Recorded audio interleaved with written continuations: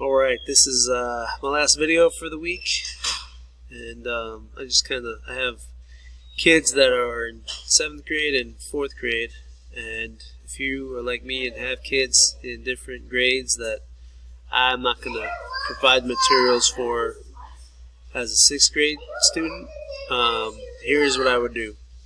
I would Google ODE standards. That way, I made a video like this before, but I'm going to kind of show you how to go through the rabbit hole, and in terms of teaching them what they need to know. So, my kid, she needs some science, so I'm going to do science. I click the standards, and then I get the standards in a Excel spreadsheet. So I like it by grade level. Click 7th grade. This popped up. It can be kind of intimidating, but kind of cut the fat a little bit, so to speak. So these are just codes, so they know, they coded the standards, and the standards is really just what you learn. So the first one that they have is constructing a scientific explanation based on evidence for the role of photosynthesis in the cycling of matter and flow of energy into and out of organisms. Clarification statement. So this is like layman's terms. Emphasizes known tracing movement of matter and flow of energy. Assessment does not include the biochemical mechanisms of photosynthesis. So what's happening on a cellular level? I think that's what they're trying to say. When I looked through this, I went down quite a bit. I actually skipped it because I went to here on accident, and I was like, why does it say 2? Where's all? And then here's like cross-cutting concepts. This is stuff it relates back to. So I was like, why am I seeing this stuff from before? Where is it? So I actually went all the way back up, and I found this right away was their first thing they should do in 7th grade. Depending on, I guess, the order that the teacher puts things in. But I put, I Googled, let's see if I can go back, photosynthesis Common Core. And I saw this, and I realized that this was the exact same thing as this, MS LS1-6. So I said, okay, this website, whoever made it, matched their content to Common Core. So I clicked it, and right away it says exactly what you saw on the standards based off of what the state has them doing. Actually, Common Core is like a national thing anyway. So I went through and I was like, what? This is a lot of cool stuff, kind of the summary of it right here.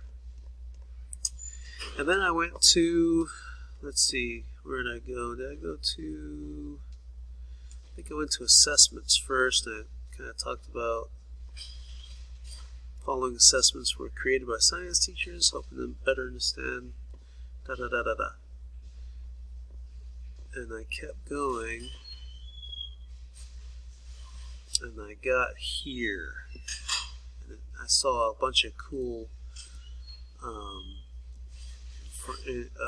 information for, I don't know if they're lessons or videos, but it's the process of photosynthesis.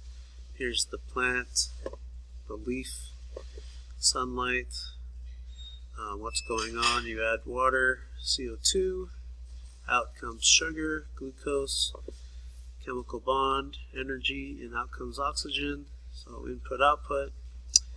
Here's the actual reaction. So water plus carbon dioxide is glucose plus oxygen. Cool. Easy. Done. Understand it. My kid can understand it.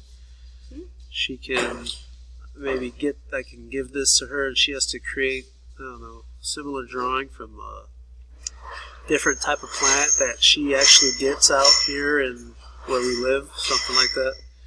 So you can go through these. One thing I did found, like this guy's thing was really cool. I think, this is like the master list of let's see, here's grade 7, 50-year-old. So this is like a list. I'm looking for the LS1-6 now. So I know all these relate to photosynthesis. This one does not, because that's that standard. And I read it. I mean, this guy sealed this 50 years ago. He's 80 now. I clicked on this, which is this source. My garden bed is in the bottle. Seedlings sealed in his own ecosystem, watered just once in 53 years. I think the last time he said he watered it was when Nixon was in the White House. It talks about right here. So I was getting to the point where I'm like, how does this relate to photosynthesis? And I'm thinking, okay, how can this sealed ecosystem relate to photosynthesis? And I got here, bottle gardens work because their sealed space creates an entirely self-sufficient ecosystem in which plants can survive by using photosynthesis to recycle nutrients. Boom! And then, based off that last drawing we saw, let's go back here. So this is the process that's going on inside the bottle. I don't know what things in the bottle are putting carbon dioxide back into the bottle, but they definitely get sunlight, and they must have some. This thing must have some kind of organism in it that excretes carbon dioxide. The water, I don't know how the water works.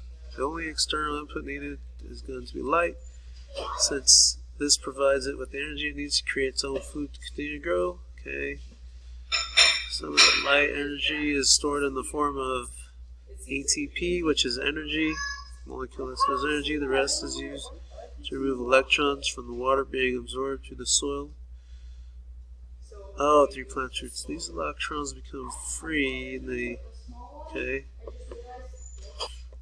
Alright, so my question that I just asked myself about this process, where are they getting the carbon dioxide and the water, is actually right here. And that could be really the question. I mean, you could print this page out that has the guy holding the bottle and then give them this and say, well, if the plants inside that bottle need carbon dioxide, water, and sun, how are they getting it if the bottle was sealed? And then it'd be their responsibility to read through this article.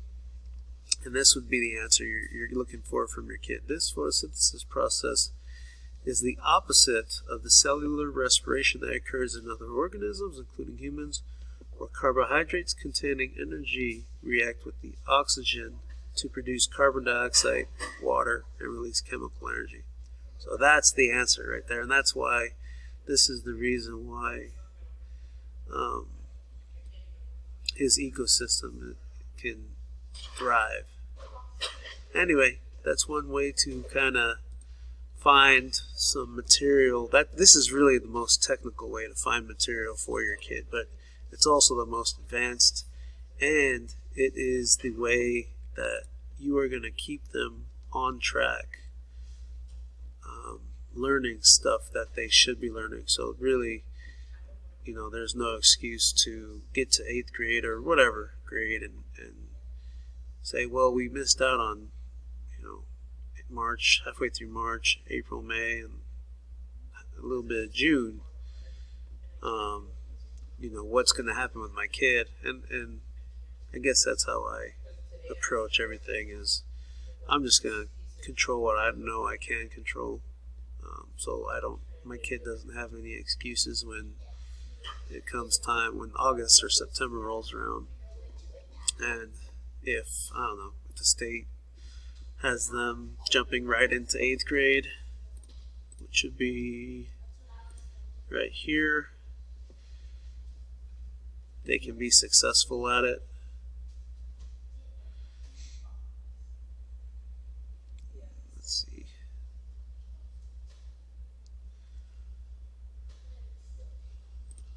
the first thing in 8th grade, developed and used the model to describe why structural changes to genes, so mutations located on chromosomes, may affect proteins and result in harmful, beneficial, and neutral effects on the structure and function of the organism.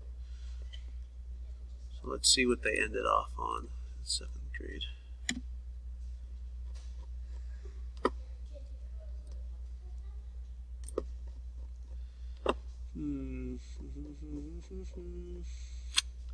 Constraints that define problems with sufficient precision to ensure. Oh, this is just general science.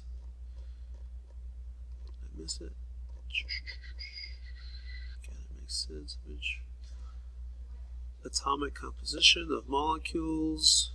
Analyze and interpret data on the properties of substances. Synthetic materials, particle motions, atoms. So they talk about molecules, and then they get to genes and chromosomes. So it's semi-linear.